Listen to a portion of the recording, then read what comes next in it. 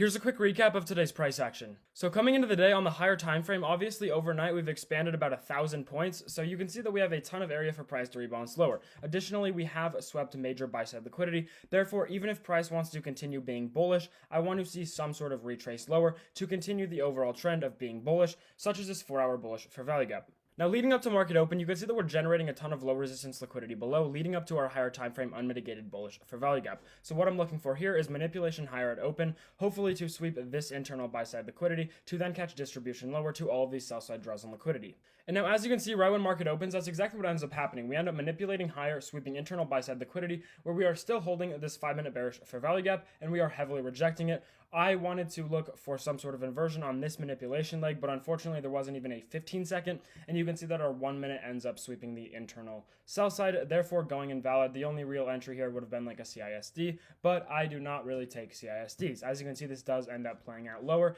to the unmitigated 4-hour bullish fair value gap. Now moving on, I want to talk about this 2-minute long that I ended up fading. As you can see, we end up getting a stop hunt after tapping the 4-hour bullish fair value gap, where we then get a beautiful 2-minute IFEG. The reason why I did not take this is for a couple reasons. First of all, I was still bearish to these Asia lows down here. As you can see, if we look at this area in price on a higher time frame, you can see that we are still in a very deep premium of price, and if I want to see continued expansion higher, I do not think that this high end premium is going to take us to this buy side liquidity above. Additionally, ES was not yet inside of a 4-hour bullish fair value gap, therefore it did not have a reason to distribute higher. And additionally, we had a bearish SMT right here with your break-even point, so pretty much going invalid. I really did not like this trade at all, and honestly what I was looking for was a continuation short here to target Asia lows, but unfortunately this 5-minute bearish fair value gap, this tiny one right here, got disrespected. Therefore I was not able to use it for a high probability continuation lower, which we ended up getting, but as I said, wasn't able to take that.